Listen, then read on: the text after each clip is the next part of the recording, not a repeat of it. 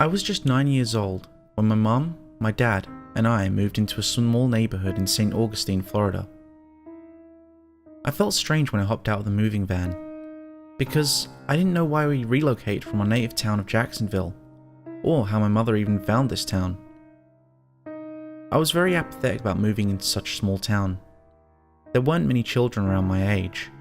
I felt closed in, and my house looked old and creepy. I was thinking that this was the worst neighborhood anyone could possibly live in. As 2 weeks passed by, I actually started to enjoy living in this small town.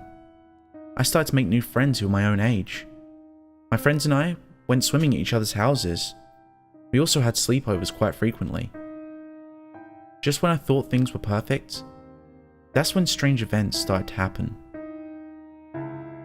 The first unusual thing that happened was when I was getting ready for bed. While getting my evening apparel on, I started hearing strange noises from my closet.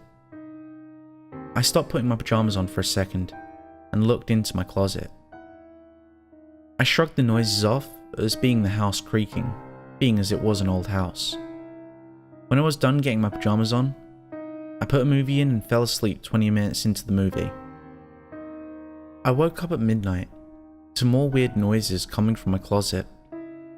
I shrugged it off again because when you're little, your mind plays tricks on you. The second night was one of the most terrifying. I remember closing my closet door before I went to bed in hopes of drowning out the noises. However, I woke up to a loud bang at 1 a.m. I sprang awake and turned to my closet, seeing that it was open. I looked into the blackness of my closet, and what I saw was so demented that I could never erase it from my mind. I saw two big red eyes. These eyes glowed bright red, and when you looked into them, you saw a whole other world. A world that was simply evil.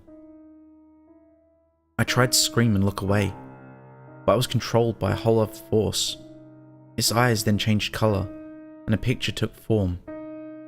What I saw in the picture was the face of my dead brother. My brother's name was Mike. He died in his bedroom on the day of his 16th birthday from unnamed causes when I was just 7. When the picture went away, it sprang out of my closet and jumped to the foot of my bed. It put its green slimy finger on my lips and darkly whispered, "Thomas, come with me." It then smiled at me, exposing 3 rows of large, sharp teeth. Its long pointed nose was stabbing at me in my forehead, and the thing reached out its slimy arm and started to stroke my blonde hair. I tried my best to scream, but all I produced was a small squeak. "How do you know my name?" I choked as I trembled in my bed. "I know every child's name, Thomas." Just then, the creature listed off children's names, such as Rick Commons, Sage Michaels, Susie French, Alex Fournier, and the most shocking one of all, Mike Sanders. "Now, come with me." It grabbed my wrist and started to drag me to the eternal blackness of my closet. It was then that I finally let out a huge scream. The creature let go of my wrist and jumped back into my closet. My parents ran into my room in their robes. "Thomas, are you okay?" my mum asked as she ran in to pick me up off the floor. I explained my experience, and my mum just blew it off as a dream relating to the depression of losing my brother. My dad tucked me in, and they both went to sleep.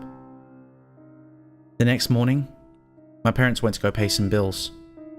I went up to my room and looked in the closet for the creature, but it wasn't there. When my parents came back, they told me that we were going to visit my brother's grave in Jacksonville. When we got to the graveyard, I noticed that the first couple of tombstones I saw were the names of the kids that the creature listed off. My brother was right in the middle of them. Thank you for listening to the end.